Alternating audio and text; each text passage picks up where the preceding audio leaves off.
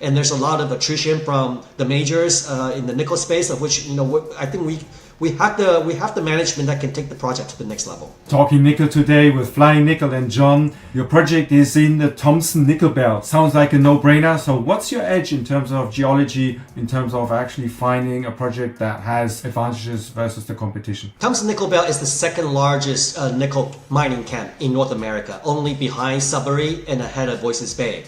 It has excellent infrastructure. There's a railroad and there's power grid, as I mentioned to you, hydropower. It has a skilled workforce and also has a very strong support from the local indigenous communities. So I would say it's a very low risk proposition to make additional discoveries or start operation. Specifically for the Minago project in the Thompson Nickel Belt, having enjoyed these low infrastructure costs will lower the cost of production to bring the mine into production. And further, Minago has open pit mine grades of 0.74%. So that is right now double of what the other open pit nickel mines in Canada right now is 0.4%.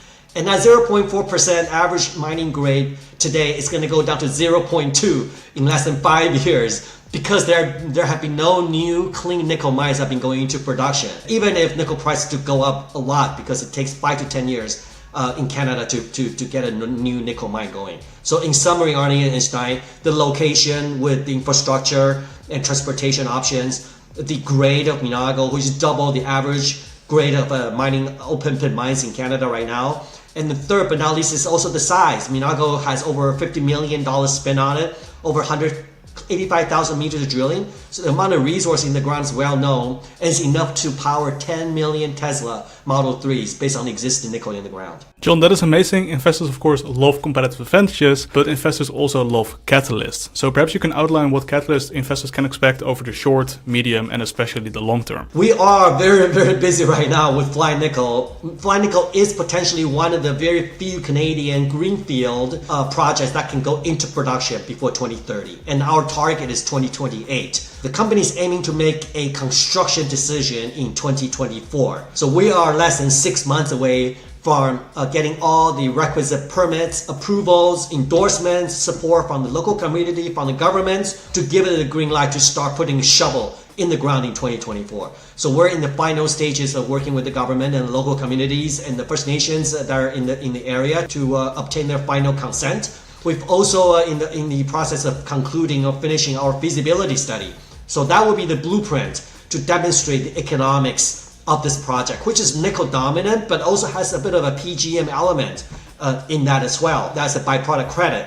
So I think just these two elements of the feasibility study to demonstrate the project's viability, and then also getting all the requisite permits in the next 6 to 9 months in order for the company to make a construction decision in 2024. And that will lead to a production of 2028. We'll be one of the very few handful, maybe less than 5 greenfield nickel deposits in North America that can claim this potential. Okay, and John, I mean, in the current environment with the high interest rates, you already have an estimate in your feasibility study of the total capital cost? There is a feasibility study in 2011 which we're updating. So back then, the 2011 feasibility study with the capital expenditure of approximately $650 million. I cannot share all the details, but our goal, internal company's objective and goal, is to keep the project total capex to be under $1 billion. Everybody else from the ones we have looked at is multiple times of $billions, because they needed to build a power line or road, and also because their grades are half or maybe a third of Minago's grades. And what that means is they need to double their infrastructure in order to process. They need to process 2 or 3 times the same more materials to produce the same amount of nickel as Minago. And that's really the Minago's key advantage, which is existing infrastructure and high grade. Okay, and that $1 billion project is of course quite reasonable for a mine this scale, but it's a lot of money to acquire for a standalone publicly listed company. So would you be looking to work together with a major in the mining world, or are you trying to develop this property yourself? It's that we're keeping all the options open, even though our market cap is quite low right now. It's almost 20 times where we are 18 months ago.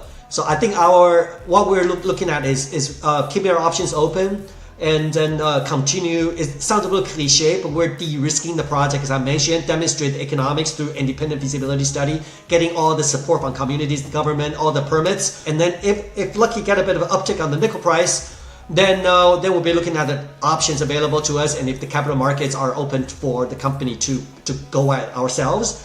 But there's also creative project financings and grants available, such as nickel offtake, meaning that the buyer of the nickel will make a prepayment to the company and receive nickel after the production begins. And so that's one possibility. And one more point is about the management. We've recruited the local management from Vale that live and breathe and born in the Thompson nickel belt. And there's a lot of attrition from the majors in the nickel space, of which I think we have the management that can take the project to the next level.